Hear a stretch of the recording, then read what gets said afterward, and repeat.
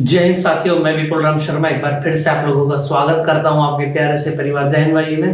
दोस्तों उम्मीद है बहुत बेहतर और अच्छे तरीके से आप अपनी तैयारी में लगे हुए होंगे। सर्दियां भी स्टार्ट हो चुकी हैं, तो दोस्तों बिल्कुल भी ठंड नहीं माननी है और बेहतर तरीके से अपनी पढ़ाई करनी है। ठीक, चलिए स्टार्ट करते हैं आज की क्लास को। और मैं लेकर के आया हूँ 12th के जितने भी स्टूडेंट्स 2024 फैब में अपनी परीक्षा देने वाले हैं यूपी बोर्ड हिंदी माध्यम से, उनके लिए मैं यहाँ पर क्लास लेकर के आता हूँ दोस्तों। और देखें जरा, जैसे कि आज का टॉपिक है रे ऑप्टिक्स का प्रिज्म द्वारा प्रकाश का अपवर्तन, यहाँ पर हम पढ़ेंगे। तो सबसे पहली बात यह है दोस्तों कि प्रिज्म होता क्या है। अपवर्तन तो हमने पढ़ लिया है कि जब भी कोई प्रकाश किरण किसी एक माध्यम से आती है, पृष्ठ से टकराकर किसी दूसरे माध्यम में प्रवेश कर जाए, तो प्रकाश की किरण की यही प्रक्रिया क्या कहलाती है, अपवर्तन हो जाती है दोस्तों।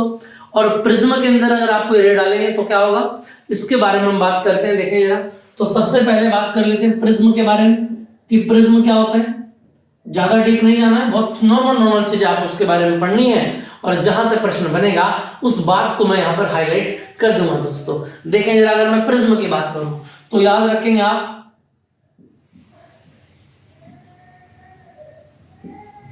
प्रिज्म किन्हीं दो पृष्ठों के बीच भरा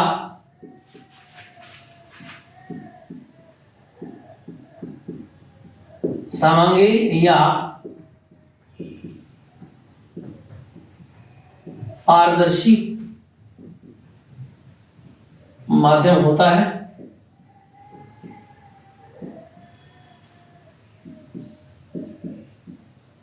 प्रिज्म के इन दो पृष्ठों को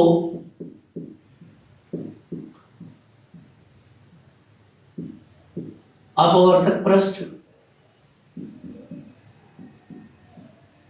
तथा इनके बीच बने कोण को, इसको याद रखेंगे दोस्तों आप, क्योंकि यही हमें जानने चाहिए। प्रिज्म कोण यानी कि एंगल ए है ना, कहते हैं। वैल्यू तो आप कुछ भी ले सकते हैं, लेकिन हम ए ही लेकर के चलेंगे तो वहां से हम देखेंगे। अब हम देखेंगे कि प्रिज्म द्वारा अपवर्तन कैसा होगा। ठीक है, प्रिज्म द्वारा अपवर्तन क्लियर है। तो देखें जरा, अगर मैं प्रिज्म के द्वारा अपवर्तन की बात करूं दोस्तों, तो यहां पर एक छोटा सा डेरिवेशन मैं लेकर के आ रहा हूं और आपको यहां पर बताऊंगा कि प्रिज्म में किस तरीके की किरण यहां से निकलेगी और कहां पर किरणें जाएंगी। ठीक, देखें जरा दोस्तों, अगर मैं बात करूं, सबसे पहले हमने यहां पर एक प्रिज्म ले लिया और बहुत ध्यान से इसको आप समझेंगे। और प्रिज्म है ए, बी और सी। जो दो पृष्ठ मैंने बताए थे ऊपर, वे दो पृष्ठ ये और ये होंगे। ठीक, जैसे अगर मैं बात करूं, समझिए प्रिज्म कोण हो गया आपका, एंगल है, इसी को आप बोलेंगे प्रिज्म कोण। क्लियर है, तो उसके बारे में लिखना नहीं, बस सीधा स्टार्ट करते हैं। सबसे पहले अगर मैं बात करूं क्या कि देखेंगे आप, एक कलम यहां से डालेंगे भैया, ठीक है, और इसके ऊपर एक किरण यहां से जाएगी सबसे पहले।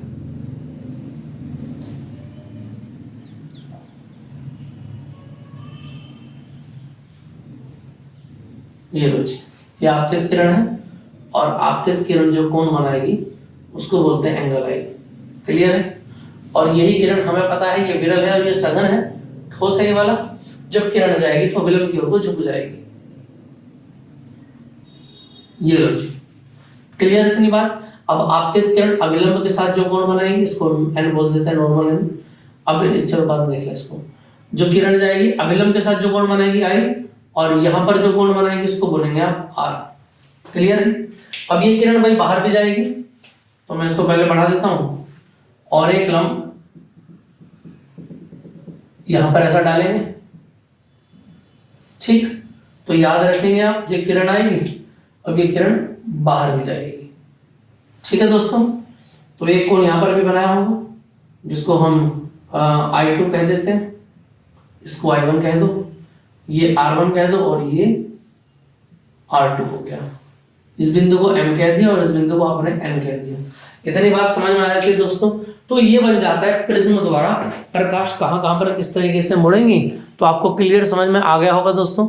चलो इससे आगे की बात अगर मैं स्टार्ट करूँ तो क्या करेंगे आप यहाँ पर स्क्रीन में चेक कर रहा था एकदम सही आ रही है, थोड़ी सी स्क्रीन में प्रॉब्लम हो सकती है आज, है ना। हाँ इसकी स्लाइड में थोड़ी सी दिक्कत चल रही है, उसको हम सोल्व करा देंगे।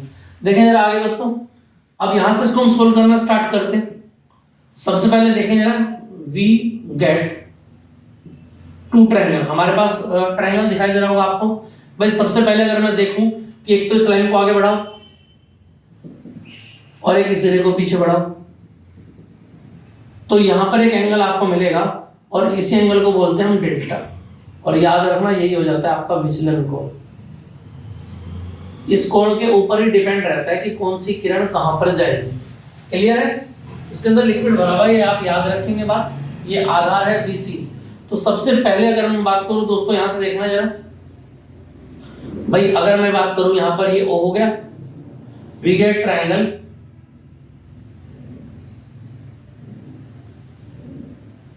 OMN। इस ट्रायंगल में अगर मैं आऊं तो देखना जरा एंगल OMN। अगर मैं इस वाले एंगल की बात करूं तो ये वाला एंगल कैसे निकाल सकता हूं बताओ। ये पूरा I1 है और ये पूरा का पूरा I1 इस पूरे के बराबर होगा। बताना जरा भाई, ये दो रेखाएं आपस में काट रही हैं तो ये शीर्षाभिमुख कोण होंगे दोस्तों, है ना। ये I1 है तो ये भी पूरा I1 होगा। तो मैं अगर मैं ये वाला आपसे निकालना चाहूं तो ये पूरा I1 है तो ये पूरा I1 हो। पूरे I1 में से अगर मैं R1 को माइनस कर दूं, I1 में से अगर मैं R1 को माइनस कर दूं, इस पूरे में से अगर इस R1 को घटा दूं तो क्या OMN नहीं बचेगा बताओ।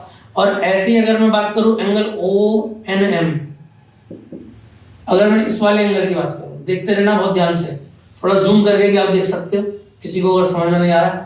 ONM ये पूरा I2 है तो ये भी I2 होगा।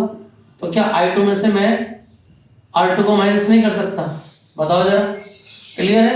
और यहां से आगे की अगर मैं बात करूं, देखना जरा, मुझे एक बात का और पता है क्या,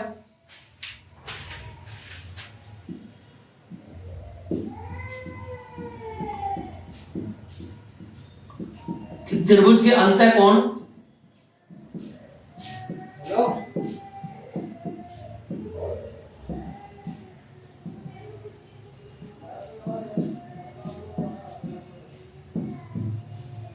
बाह्य कोण अंतः कोण के बराबर होते हैं।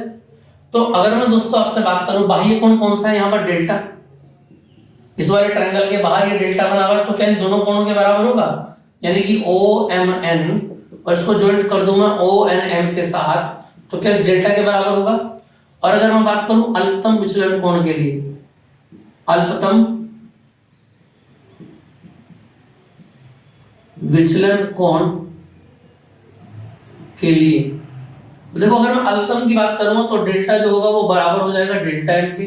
और एक बात याद रखेंगे, I1 बराबर I2 बराबर I के हो जाएगा और R1 बराबर R2 बराबर R के हो जाएगा। ये बात आप याद रखेंगे। अगर मैं अल्पतम विचलन कहता हूं तो I और R में से 1 2 हट जाएंगे, केवल सीधी सीधी वैल्यू यहां पर आ जाएगी। क्लियर है? चलिए अब यहां से आगे की बात को स्टार्ट करते हैं। देखें जरा, चलिए भैया इतनी बात आपको समझ में आ गई होगी और ये सारी वैल्यू उठा के रख देंगे आप यहां पर इक्वेशन नंबर 1 के अंदर। देखना जरा, अगर मैं इक्वेशन 1 को मैं उठाता हूं तो इक्वेशन 1 को देखना, सबसे पहले OMN का मान रखो, यहां पर कितना है भाई, I1 माइनस R1 और यहां पर हो जाएगा I2 माइनस R2 और ये बराबर होगा डेल्टा, कहेंगे डेल्टा M आ जाएगा, सॉरी डेल्टा आ जाएगा, है ना। यहां पर रखो 1 के अंदर वैल्यू। अब देखो अगर मैं बात करूं, ये I बन जाएगा, ये R बन जाएगा, ये I बन जाएगा, सब में से 1 2 हटा देंगे। अगर मैं 1 2 हटा दूं तो I और I 2 हो जाएंगे, तो 2I माइनस 2R बराबर का डेल्टा M, इक्वेशन नंबर 2 हो जाएगी। इतनी बात समझ में आ गई। इस बात को यहीं पर हम रोक देते हैं, इससे आगे की बात को लिखना स्टार्ट करते हैं। देखें जरा, सबसे पहले अगर मैं बात करूं ट्रायंगल में, त्रिभुज MNS में, इस ट्रायंगल में देखो I1 R2 और S, त्रिभुज के तीनों कोणों का योग कितना होता है, 180 होता है क्या नहीं होता है। दूसरी बात अगर मैं बोलूं क्या, इन क्वाड्रिलेटर AMSN, सबसे पहले आमने सामने के त्रिभुज के अगर मैं कोण की बात करूं A और S, ये भी 180 के बराबर होंगे कि नहीं होंगे बताना जरा। भाई ये वाला और ये वाला, ये पूरा का पूरा चतुर्भुज दिखाई दे रहा है आपको, AMSN, ये पूरा। तो ये A और S की जो जॉइंट होगा ये जुड़ करके किसके बराबर होंगे, 180 के बराबर। तो अगर मैं बात करूं फ्रॉम थर्ड एंड फोर्थ, देखो ये भी 180 और ये भी 180। जब किसी इक्वेशन में राइट पार्ट इक्वल हो तो लेफ्ट भी इक्वल हो जाते हैं। तो ये हो जाएगा R1 plus R2 plus S बराबर, और ये बनेगा A प्लस S। तो हमको एक बात पता है क्या भैया, कि S से तो S कैंसिल हो जाएगा भैया, और R1 R2 ये R होता है और ये भी R हो जाता है। और यहां से अगर मैं R की बात करूंगा तो ये R और R दो हो जाएंगे, दो नीचे आ जाएगा, तो कितना बन जाएगा ये एंगल R की जो वैल्यू आएगी वो कितनी बन जाएगी बताना, A/2। A का जो आप हाफ करेंगे वो क्या बन जाएगा, R बन जाएगा। इतनी बात समझ में आ गई? यहां तक कोई दिक्कत हो किसी को तो बताएं जरा, क्लियर है इतनी बात? चलिए अब इसी वैल्यू को उठा के कहां रख देते हैं, इक्वेशन सेकंड में रख देते हैं, इन सेकंड। तो देखना जरा, सेकंड इंप्लाइज अगर मैं बात करूं 2i - 2, R की जगह पर R की वैल्यू रखो, A/2 बराबर डेल्टा M, दो से दो कैंसिल हो गए, तो 2i बराबर डेल्टा M प्लस A, और एंगल I बराबर दो को इसके नीचे भेज दिया, डेल्टा M प्लस A/2। अब ये कंप्लीट जो वैल्यू आई निकल करके, ये वैल्यू किसकी निकल करके आई है बताना जरा, ये वैल्यू जो निकल करके आई है वो किसकी निकल करके आई है, ये I की और ये R की वैल्यू आ गई। अब हम यहाँ पर क्या करेंगे दोस्तों, अगर मैं बात करूं स्नेल का नियम अगर मैं यहाँ पर लगाता हूं, देखना यार, स्नेल के नियम से, और स्नेल का नियम हमें कहता है कि n बराबर जो होगा वो sine I upon sine R के बराबर होगा। और अगर मैं यहाँ पर बोलूं I की वैल्यू, I कितना बोलूं, डेल्टा M प्लस A/2, और अपॉन कितना होगा, साइन A/2। और यही बन जाता है किसका फॉर्मूला दोस्तों, प्रिज्म के अपवर्तनांक n का फॉर्मूला, n बराबर sine delta M plus A/2 upon sine A/2। Clear है? हाँ, इसको रहने दो बस, ठीक है। अब इसके बाद अगर मैं बात करूं दोस्तों यहां से, यदि आपका प्रिज्म कैसा हो, पतला हो, प्रिज्म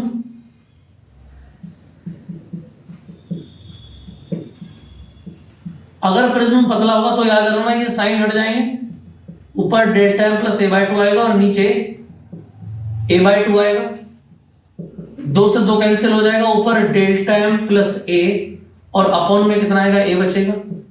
इतनी बात समझ में आ पा रही है कि नहीं आ रही?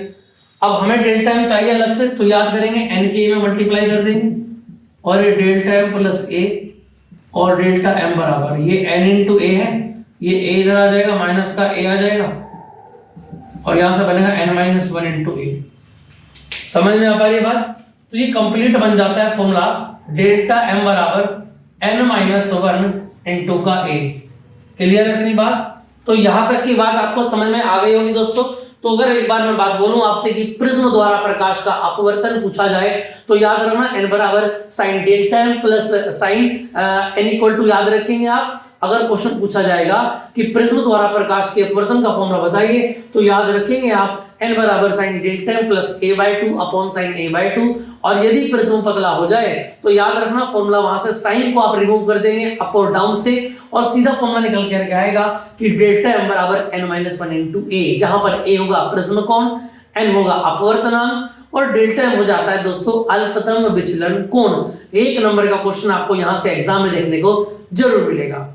चलिए तो दोस्तों फिर मिलते हैं नेक्स्ट क्लास में, तब तक के लिए जय हिंद। और आपका जो भी सुझाव हो अपनी पढ़ाई को लेकर के या हमारी वीडियो में चेंजेस को लेकर के शुभ बिल्कुल दे सकते हैं, डाउट ग्रुप में जुड़ सकते हैं, व्हाट्सएप वाले 9634519461 पर आपका जो भी डाउट होगा पढ़ाई से रिलेटेड, या हम आगे क्या करेंगे, कैसे अपनी स्ट्रेटेजी को चेंज करेंगे, क्या हमारी तकनीक होगी आपको एग्जाम में 90+ मार्क्स दिलवाने की, उसके लिए हम चर्चा करेंगे बहुत जल्द दोस्तों। जय हिंद।